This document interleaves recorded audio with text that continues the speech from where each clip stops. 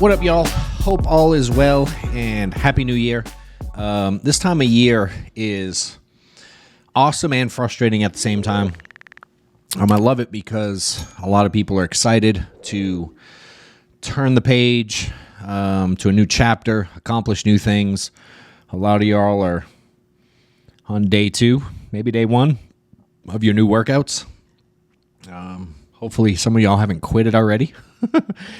And I'm gonna go over some ways that you can implement, process, and really just give you the things that I did to make big change in my life. I was working with an agent that I'm coaching this morning, and I was showing him some goals that I had from 2015. It was the end of 2014, going into 2015. And I was tired, and I put in some notes. I typically do my goals at the end of the year, and I put some notes in that year that I was, this dude is frustrated and annoyed at where he's at. He's kind of mad about it. And some people can get emotional, a little too emotional about it. And I showed him the goals. I thought it was important that I was not happy with making 8 to 10K a month. I think I said not happy with making 8 to 10K a month at all. And I crossed out the happy and put satisfied. So it says not satisfied. And I still have it. And I look at it every once in a while because looking back on my entire life, making 8 to 10K a month at any other point in my life other than when I was making it would have made me the most excited person on the planet. Yet when I got it, I wasn't in my head happy. And when I changed it to not satisfied, for me, it changed something mentally to where I started going after things differently. I started being okay with wanting to accomplish more, wanting to be different than most people, wanting to intentionally make changes, wanting to get through hard things and trials and tribulations and problems in business and things I was stuck on. And I decided to start working on me a lot. And for me, if I document things, I'm the type of person that will do them. I'm not much of a big talker about things. I was listening to a video this morning from Gary Vee, and he said his least favorite 2-word combo is "I'm gonna," and a lot of you have said "I'm gonna," and I hope you do. But he said basically you should shut your mouth and put your head down and go to work and not open it again so you can say "I did." And so I hope a lot of you do that this first quarter going into 2025 and actually do what you say you're going to do. So I'm going to share the way that I've done it. I'm going to give you some free videos, some free workbooks, worksheets that will help you accomplish your goals and keep track of things and exactly how to implement change. So if you go to johnwetmore.com/resources, there's a link here, but you just type it in. You can give it to all your buddies and your friends and anybody you know. Certainly your manager, upline, whoever is out there.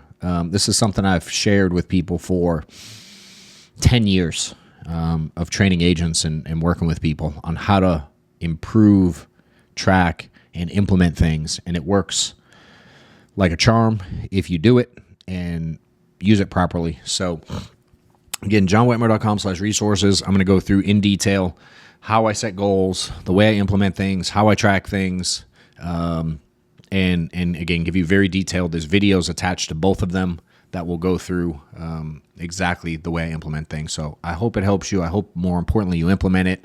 And when you do, if you would like to send it to me, I'm going to review some of them. If you want to send me your updated goals, I do like to go over them. If you want to send them just to hold yourself accountable, send them to me, DM them to me, email them to me, jw@johnwetmore.com. I don't mind DMs either, though. If you haven't yet registered, I have a call. If you're watching this on the 2nd when it comes out or prior to the 8th, 2 p.m. Eastern, if you go to johnwetmore.com/events, I'm going to be picking out a couple people that I'm going to go through live with and help where their goals. I have some people sending me call recordings. So I'm gonna do my best to help a couple of you guys. So fill out again all the forms, go through the process, send some to me, and I'll pick a couple of you to go through with on the 8th if you're there. And otherwise, I hope you enjoy the content and implement it more importantly. And we'll see y'all around later. I'm gonna go through goals first, and we're gonna share this on the screen as well. And apologize if I'm not looking at you on the camera. Watch the screen next to us. I'm actually literally writing these live. And I like to do goals. And I may share some of mine. I'll see how much editing Reese wants to do. Some of my old ones. I share them all the time with people. I save all of them. I have most of them handwritten. A couple of them are typed, but most of mine are handwritten. I save them and I check them off as I go. And I like to look back on them and reflect. But I think goals are important to do in a certain way. And this is how I do goals. Most people put a list of goals and they just, whatever, put it on a piece of paper and never look at it again. And I've done that, certainly too.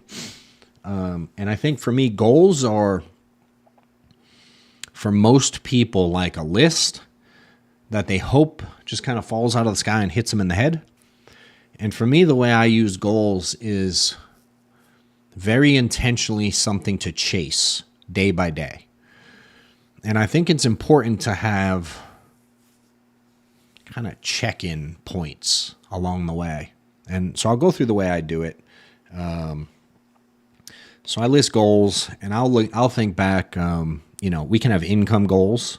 I'm a big fan of numbers, so whatever your numbers are, I've listed from 70 grand up to making $100 million. I have crazy goals. I remember early on wanting to put my kids in sports, like just put them in sports. Like they couldn't even. We would go to the baseball park across the street and play like on the weekends. But I wanted them in organized sports. But when it's $60, $80, $100 plus equipment or cleats or whatever it is, you know what I mean. You got 5 kids. Like, whew.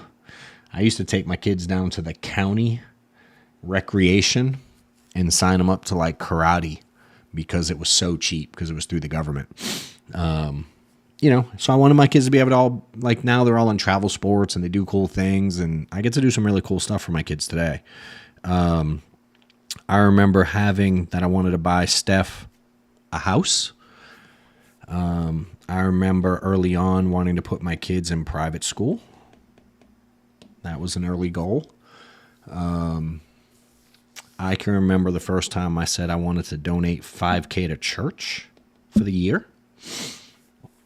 So think about some of your stuff, whatever they are. There's all kinds. You can put health goals. I've had those, certain health things, whatever, but getting a certain amount of shape, certain amount of body fat, whatever it is, right? And I like these things. There's a couple pieces that I add to this that I think people miss. So take a moment. If you want to download the worksheet, you can do it after this, certainly. If you're following along, cool. Again, go to the resource, johnwetmore.com/resources. The link's probably here too. Download them, print them out. They're one-page worksheets. They're super easy to do. And I do reference them in the book as well. So the goals exercise, if you've read the book, is page 192. I was going to show it, but you probably won't see it. Probably blurry. But page 192, I talk about this in depth. It's the silk pajamas chapter, which is one of my favorites. References some stuff from Marvin Hagler, old school boxer. Some of y'all may know. But go through the exercise, right? So goals for me, I think the next step is like, all right, what do I have to add to my life to hit these goals? And some people I notice put like very generic stuff. Like I have to add discipline. And I'm like, let's go deeper. Like I went and I figured out how many appointments I had to run. That was a trigger point for me. And I knew I had to run. My goal was, when I did the math, I wanted to see 1,000 people a year. And I was going to be okay being really bad and closing only 25% of them. So closing 250 clients, applications. At $1,000, my thought was I can make 250 grand doing this, right? But to see 1,000 people over the course of the year, I knew I had to take into account for like no-shows and cancels and just stuff. So I'm like, what if I schedule 1,500 people for the year? And that sounds like a huge number.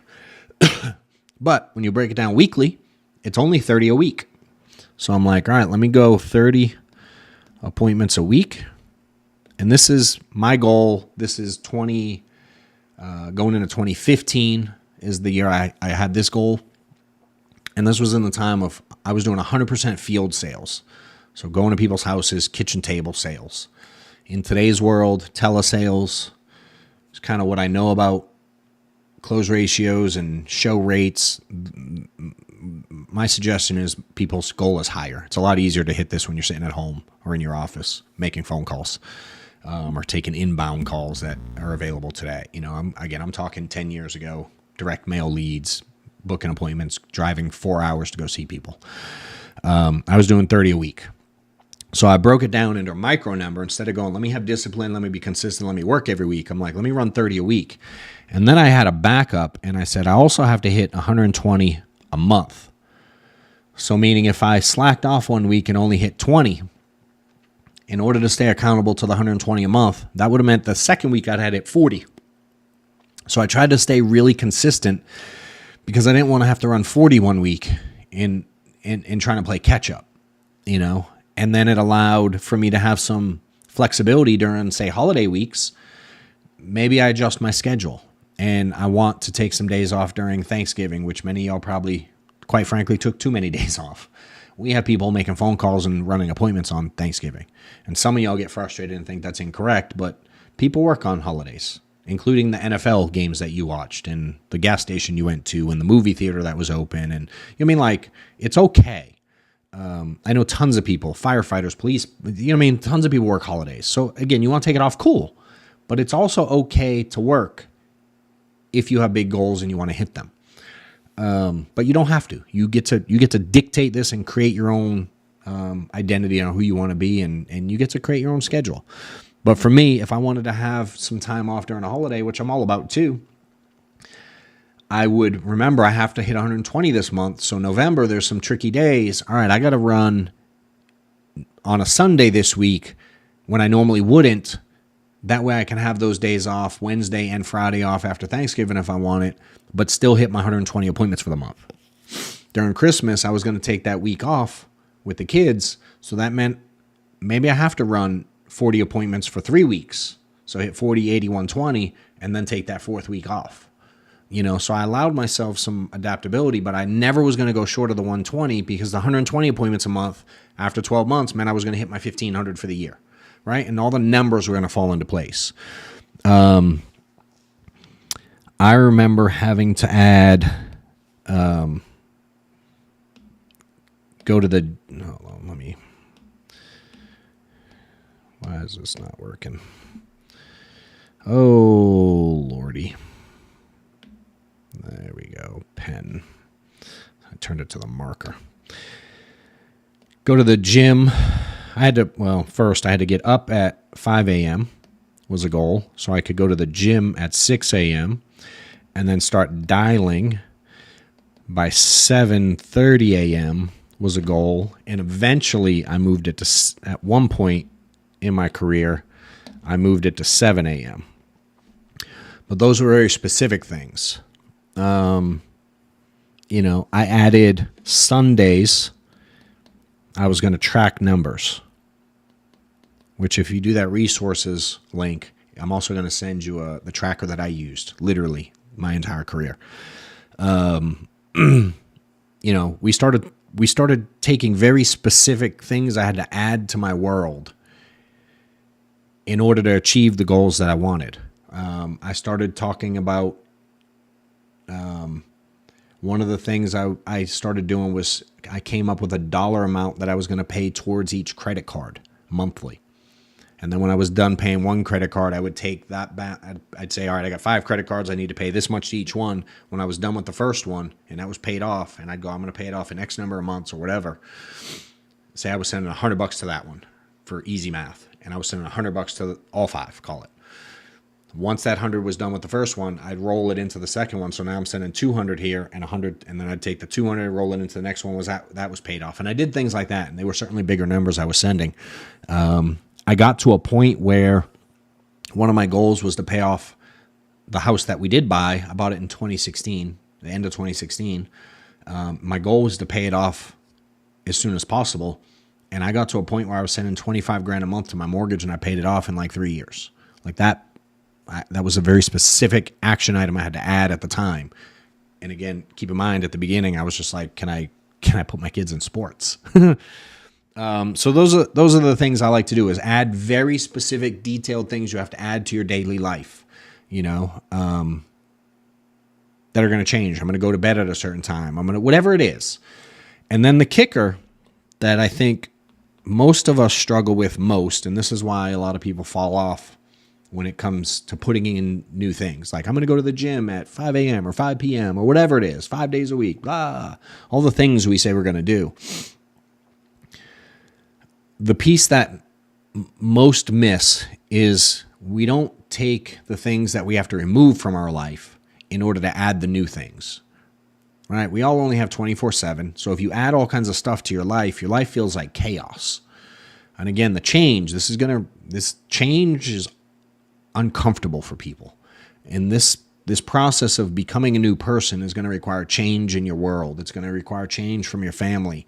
It's going to require maybe other people to be involved. You might have to communicate with your family. If you're normally home cooking dinner at 5 and watching TV at 6, and now you're going to go to the gym at 5, you're certainly going to have to figure out who's going to cook dinner at 5, or people are going to have to eat later. Or you're going to have to make, meal prep for the week and have it ready and teach someone how to use a microwave. You know what I mean? Like, you got to take into account these things and involve your family. And that's where most people miss. So it's like, what are we going to remove from our life? So for me, TV became something I had to remove from my life. I was addicted to I'd watch reality shows with the wife. We'd watch Big Brother and Survivor and Real World, and I watched all the housewives shows with her. We'd watch cooking challenges. I watched so much TV. It was insane. The first probably 5 years we were together, we'd lay down on the couch every single night, have dinner, and watch. She'd get home at 6 and the TV would definitely be on, and we'd watch till 10, 11, 12 o'clock at night, every night.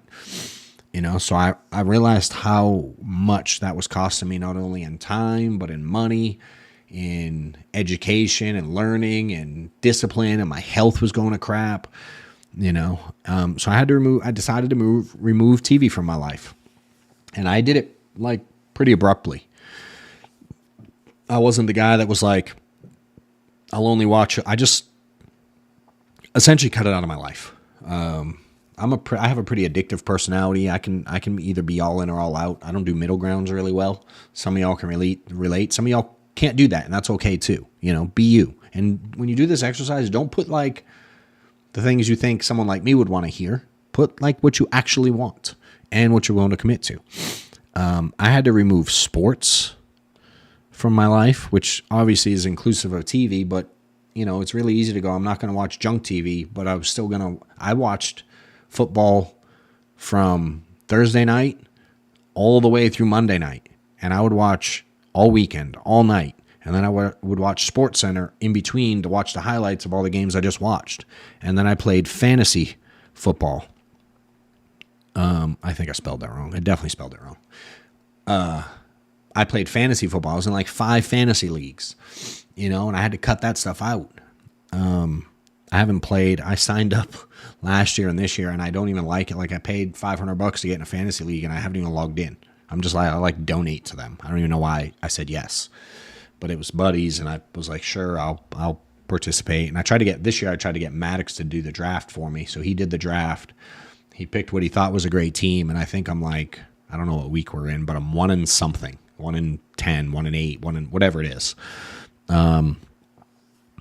So I got rid of fantasy football. I played flag football from probably age 20 till I was 35. I played every Sunday, all year, winter, snow, ice. I've traveled out of the country to play. I've traveled to different states to play.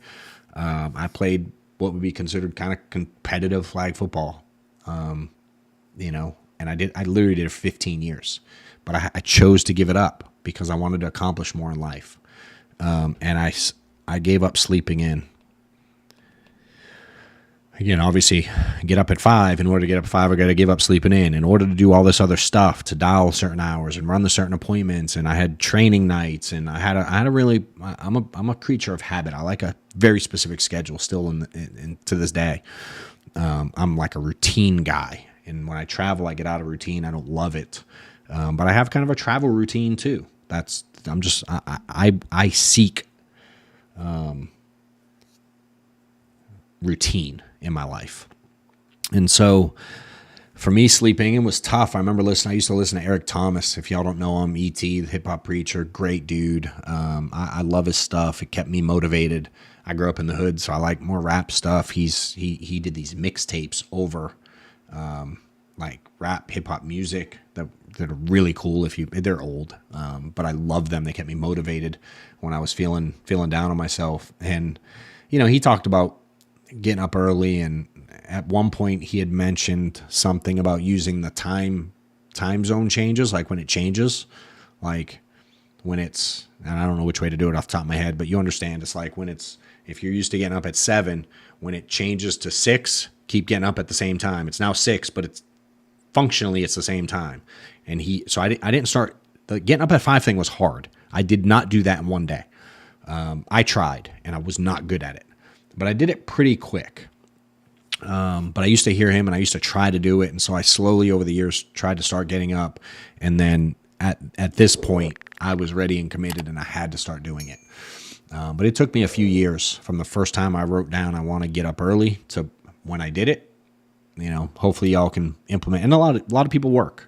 What's crazy is I had a job. I used to have to be at 7 a.m. and I had an hour and a half commute. I used to get up at 4:30 to go to my job. And I did it every day. But when I was on my own, boy, I love to sleep until 9:30, 10. So those were the things I had to remove from my life. And what I did here is like I tied in a kind of negative accountability way these things, the remove things, to the goals. So if I caught myself doing the things I said I wouldn't do anymore, I would tell myself, my kids are never going to go to private school. I'm never going to get Steph the house. I must not really mean it. My kids aren't going to be able to play sports because I'm messing around with fantasy football. You know what I mean? So if I caught myself, that's how I held myself accountable. And I took these things and I hung them up in 2 spots. I had them in the bathroom. And I think for a little while I had them in the kitchen. And then I always had them where I dialed. So like right over my desk, wherever I dialed, whether it was at some point, I was still dialing in the house. At the point where I made some big changes, I had an office that I rented from a dude had an office. I just rented a single individual office, and I would hang it up right there. And I had some motivational signs, and I would see this every day. So I'm not a big write it down and stick it in a folder and see it again next year. I'm like, let's look at it every day. So this thing was a super powerful exercise for me. I hope you do it, and I hope you take it seriously, and I hope you share it with your family. And this ties very well to the next thing I'll talk about, which is, let me see if I can get to a new page here on my own. Yeah, dope. A schedule. And this I go over in the book on page 73. I literally put my handwritten schedule from March of 2015. So you can see it there. I'll go through it again now, kind of the way I go about it. So we'll go Sunday, Monday, Tuesday, Wednesday, Thursday, Friday, Saturday, and we'll kind of draw messy lines. I'm really simple. The one you download is an actual calendar. And then we go week 1, week 2, week 3, week 4, sometimes a week 5. Right? What I always suggest is like, start with the things you cannot move and or prefer not to move. And I would do it in those orders. Like if there's things you just can't move, you have a job, you take your kid to some kind of therapy or whatever it is. Like you got stuff that you literally can't move if you wanted to. I didn't really have a lot of those that I can't move, but I had a lot that I didn't want to move. I want to be at certain sports things. I want to take Sundays off. I want to, and I'll give you mine. So like I had my preference. This is when I was full-time. When I was part-time, I worked Sundays for a full year. So I don't mind working Sundays, but in my ideal world, and I'm going to scribble as usual if you haven't gotten used to that yet.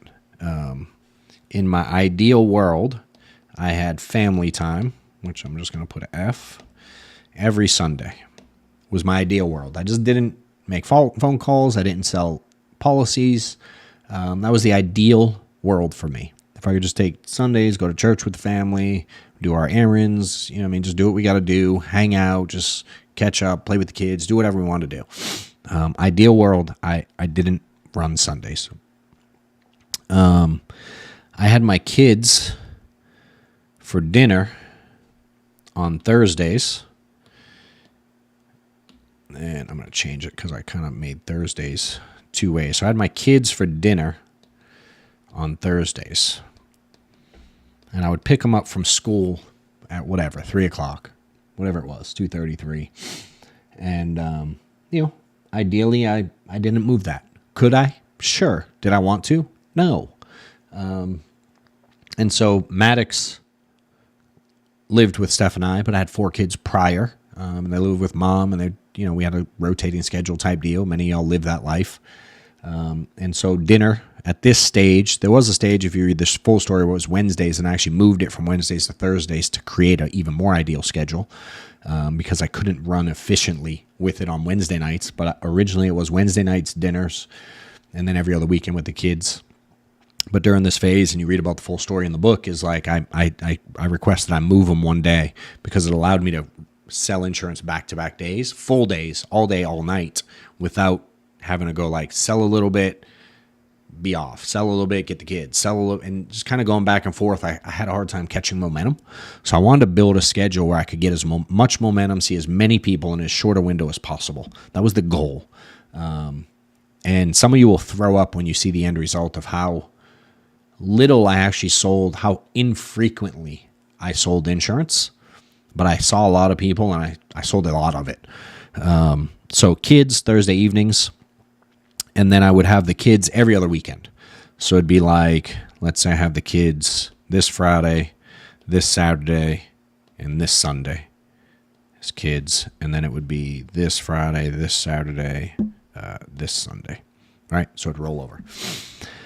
So that's, for me, really all I had. Then I looked at it and I went, all right, Monday, Tuesday, Wednesday, I'm wide open. And I'm going to give what I did during a big change. It's some of the terminology is different because telesales wasn't a thing. I was in the field. Some of y'all sell different products. Some people overthink all this stuff too much. So just please take the concept and make it work and make it apply to whatever you sell and whatever you do today. I don't care if you're in real estate. I don't care if you sell solar. The concept here works, right? So when I mention a dial day, for me, that's the way I ran business at the time. It might be different today, but I dialed leads on one day and I ran appointments the next 2.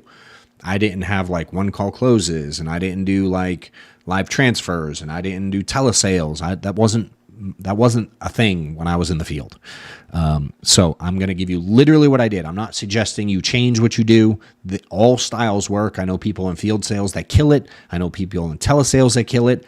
I know people in telesales that book appointments and sell them. I know people in telesales that only do one call closes. They won't book appointments and they kill it. I know people that do a hybrid of all 3 and kill it. All of them work, and there's no magic in any of them. The magic is going to be in the work that you're probably not doing now. So that was kind of my kids' schedule in an ideal world. So then I said, all right, cool. I got Monday, Tuesday, Wednesday wide open. Dope. I got every other Friday open, and I got every other Saturday open. I said on the weekends where I don't have my kids, which there's one here and one here, I'm going to work.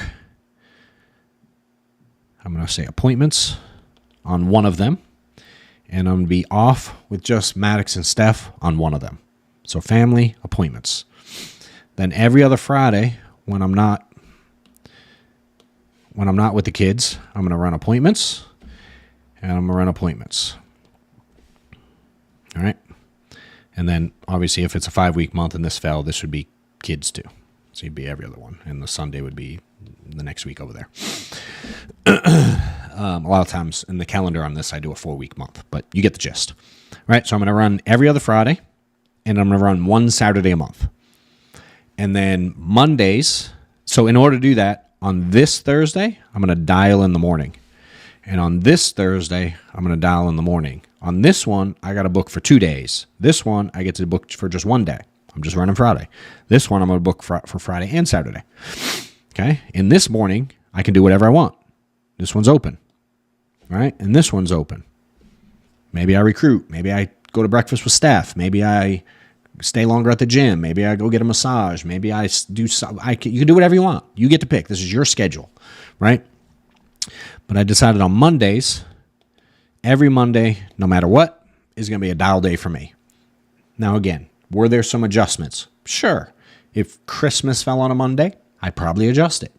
But when 4th of July fell on a Monday, I dialed. When Memorial Day is on a Monday, I dialed. When, some nonsense kind of half made up holidays on a Monday, I dialed.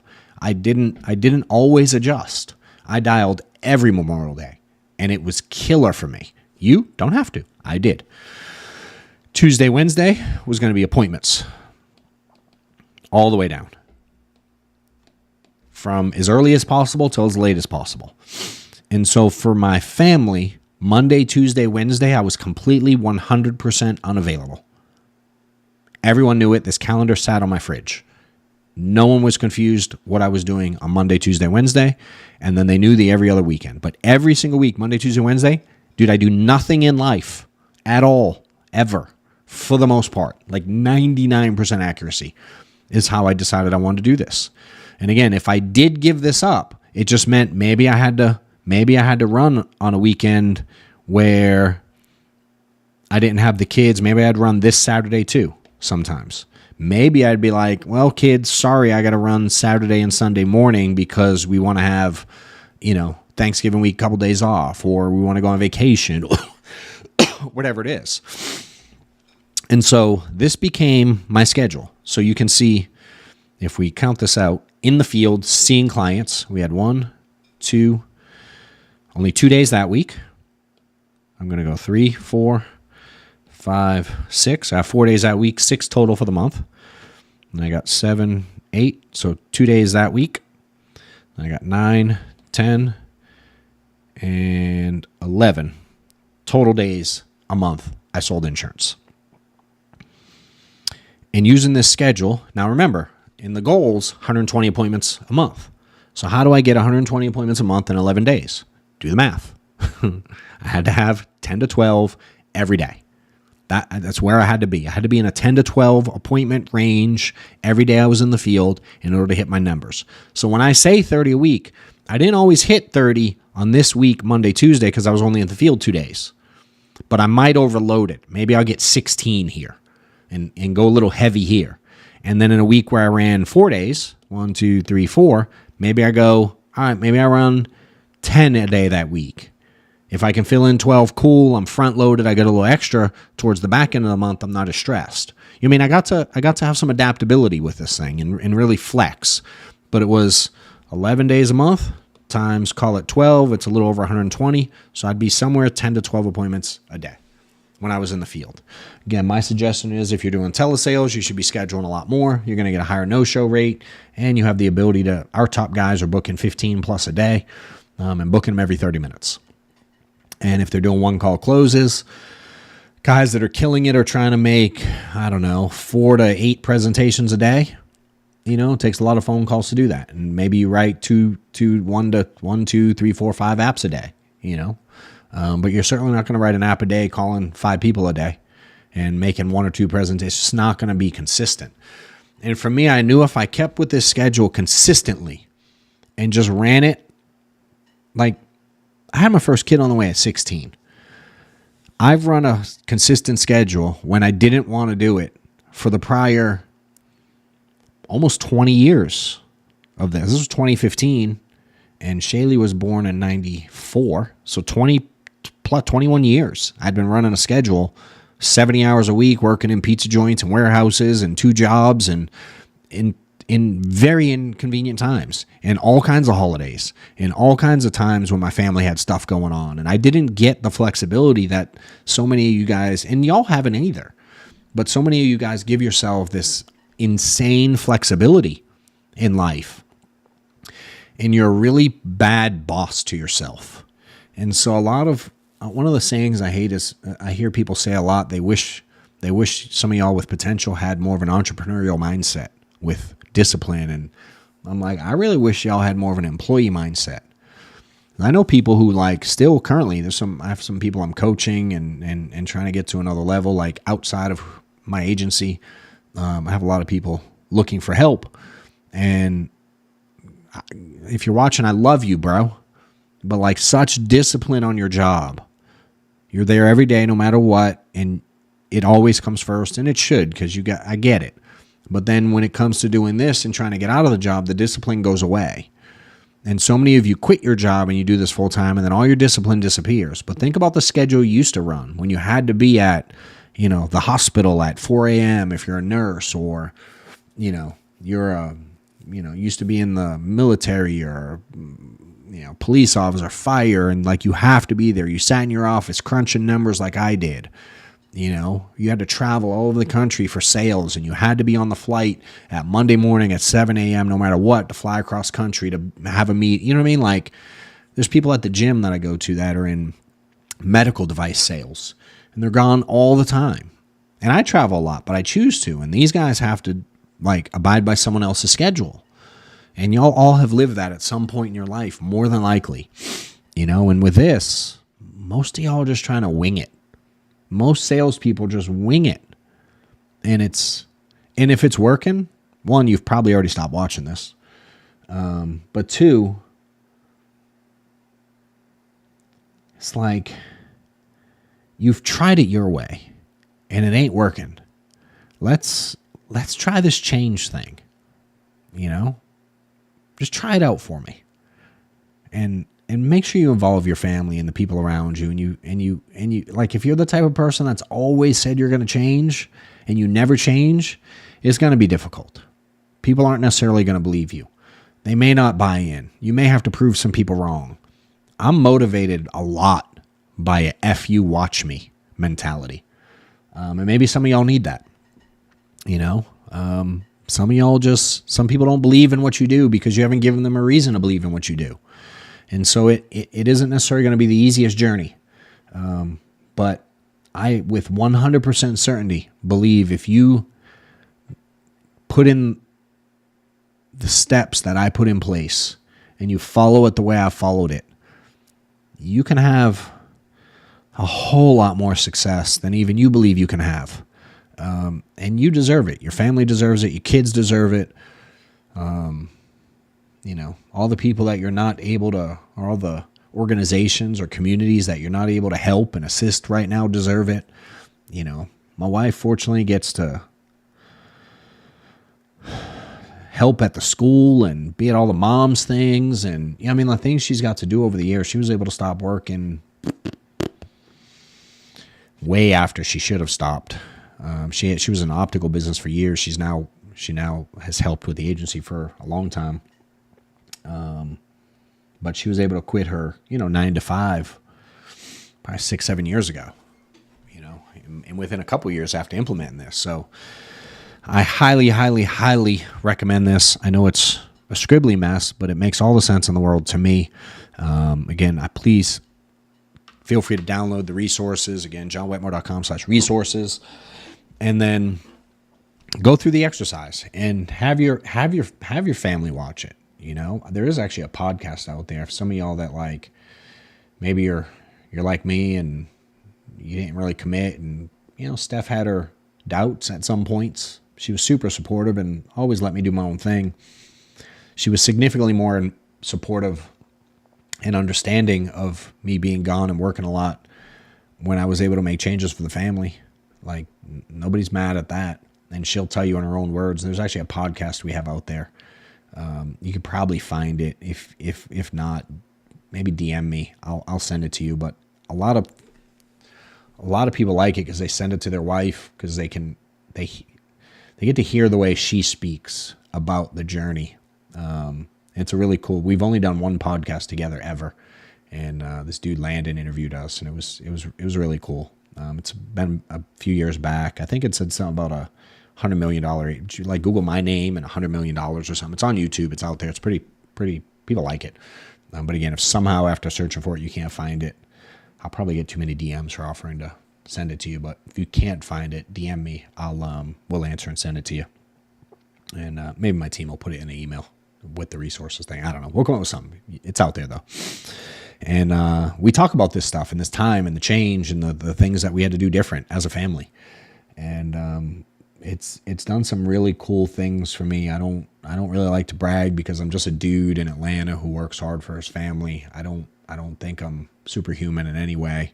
I think I have an insane amount of discipline and drive and desire to get better. I think I'm good at taking a lot of punches to the face and keep moving through it.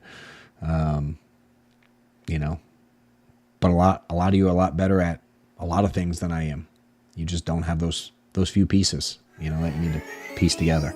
If you're in sales and you're trying to figure out how to get effing paid and stop getting so many objections, register now for my 2-day workshop here in Atlanta, Georgia, February 27th, 28th. We're going to have some special guest speakers. There's an exclusive mastermind for VIP ticket holders. For those that just want to attend the event, you can. There's a very low entry to get into it. We'll be going over everything you need for sales, objections, scripts, role-playing, everything you need to build a business, scale a business, staffing, automations, everything I've learned in the last decade plus, building what I've built. Of course, we've had a lot of help, so we'll be going over how to scale it, how to structure it, everything you need to get to the next level. Click on the link, register below. We'll see you there. So hopefully this stuff helps. Y'all, hope you enjoyed the content, the video, the goal setting, all the jazz. Again, if you just watch the video, if you need the link again, go to johnwetmore.com/resources. You can download everything. It comes to your email. If somehow you don't get it, please let me know. But it's an automation, goes out to everybody. Check your spam if somehow it doesn't come immediately. And again, for those of you that would like to, want a little more assistance, want to stand out from the crowd, because quite frankly, every time I offer, very few people actually execute and send things. So if you want to shoot me either a DM or an email, jw@johnwetmore.com, I would love to review some. I'm going to be, again, reviewing. I'm going to pick out a couple of good ones, people that I believe. And if you want to convince me why I should pick you, feel free. January 8th, 2 p.m. Eastern, I'm doing a free Zoom coaching call that you can register for at johnwetmore.com/events if you haven't already, and I'll be reviewing a couple. So I wish you guys a extremely happy new year. Hope it's the best year you have yet, and that you make 2025 the year that you talk about forever.